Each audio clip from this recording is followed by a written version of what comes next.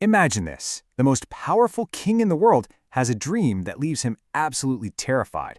So terrified, in fact, that he tells all his advisors, "Tell me what I dreamt and what it means, or you're all dead." This isn't some fantasy movie. It's a real crisis from the book of Daniel. So today, let's unpack this incredible story. Right away, this brings up the central puzzle of the whole chapter. Why would God reveal a massive, world-altering prophecy to Nebuchadnezzar of Babylon? You know, a king who worshipped a whole different set of gods. Why him, and not God's own people? Well, that's the big question we're going to dig into, and the answer tells us so much about power, wisdom, and where they really come from.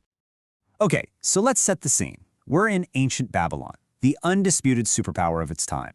And its ruler, King Nebuchadnezzar, has just had a dream so disturbing that he can't sleep. He calls in all his wise men, we're talking magicians, astrologers, the whole crew, and he gives them a life-or-death ultimatum. Now think about this for a second. It's a brilliant but totally terrifying test. See, anyone could just make up an interpretation if they knew the dream. But to tell the king what he dreamt, that would take actual supernatural insight. The king basically suspects his guys are fakes, and he's just created the ultimate lie detector test. As you can imagine, everybody starts to panic. And this slide just perfectly captures the two sides of the coin. On one hand, you have all the collected wisdom of the Babylonian Empire, and they flat out say, nope, what the king is asking is impossible. No human can do this. But on the other hand, you have Daniel. He's a young captive from Judah, and he steps up with this unbelievable confidence. Not in himself, but in his God. He doesn't have the answer yet, but he's sure he knows who does. So, with the clock ticking, what does Daniel do? Does he start frantically digging through old books or reading star charts? Nope.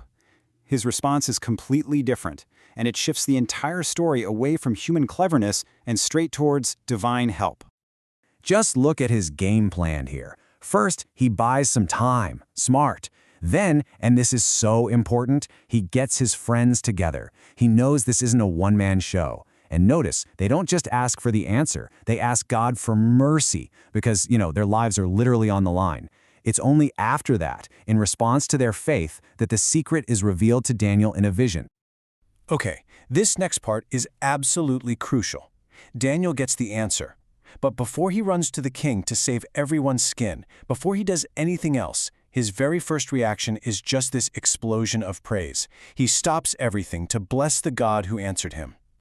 What's so amazing here is that Daniel immediately points all the credit away from himself. He gets it. The incredible wisdom he just received, it's not his. It belongs to God, period. This one act of worship really sets the stage for everything that's about to happen. And in this moment of praise, Daniel gives us a masterclass in who this God really is.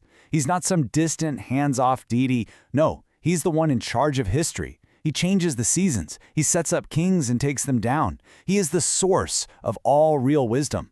He's the one who can pull secrets out of the darkness and bring them into the light. This is the God Daniel is about to go represent. So now, picture it. Daniel is standing before the most powerful man in the world. And when the king asks him, "So, can you do it? Can you tell me the dream?" Daniel doesn't say, "Yep, I got this." Instead, he immediately says, "There's a God in heaven who reveals secrets." He makes it crystal clear that he's just the messenger. Which, of course, brings us all the way back to our big question. Why did God do it this way? Why give this dream to Nebuchadnezzar and create this massive, kingdom-wide crisis?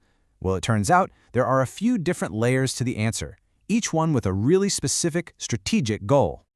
This is where you can really see the genius of the divine strategy. It's a communication plan with multiple targets. First, it's a message to the whole world. God's authority isn't limited by borders. Second, it's a personal lesson in humility for a king who probably thought he was the top dog. Third, it validates Daniel as God's messenger in a very public way. And finally, by reaching the king, it creates this ripple effect of influence throughout the most powerful empire on earth. It's just a brilliant move. But this message wasn't just for Nebuchadnezzar's time.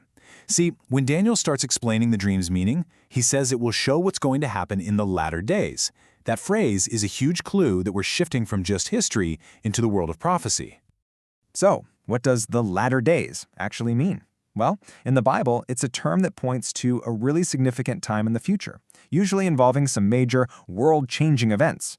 But how you understand it really depends on the lens you're looking through. And here you can see some of those different lenses. Some scholars look at the sequence of empires in the dream and say, okay, the latter days must be talking about the lead up to the Roman Empire. Others focus on the final divine kingdom and say it's pointing right at Jesus' first coming. Then you have other traditions like Latter-day Saints or evangelical futurists who see these prophecies pointing to events much closer to our own time or even still in the future. It just goes to show you how deep and relevant this text still is. And just to add one more layer here, let's look at how the first Christians understood this idea. Here we have the Apostle Peter on the day of Pentecost, a huge moment for the early church. He stands up and quotes an old prophecy, and he basically declares that the last days had already started with the coming of Jesus.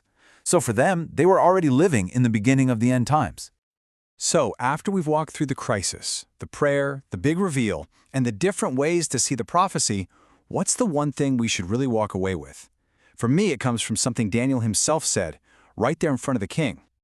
This, right here, this is the heart of the whole story. Daniel goes out of his way to say, hey, just so we're clear, this didn't happen because I'm smarter than anyone else. The secret wasn't revealed because of his amazing intellect. It was revealed because he was connected to the true source of all wisdom.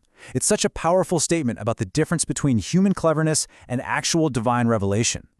And that kind of leaves us with a final thought to chew on. Nebuchadnezzar's dream is a story about empires rising and falling, showing us that all human power is temporary.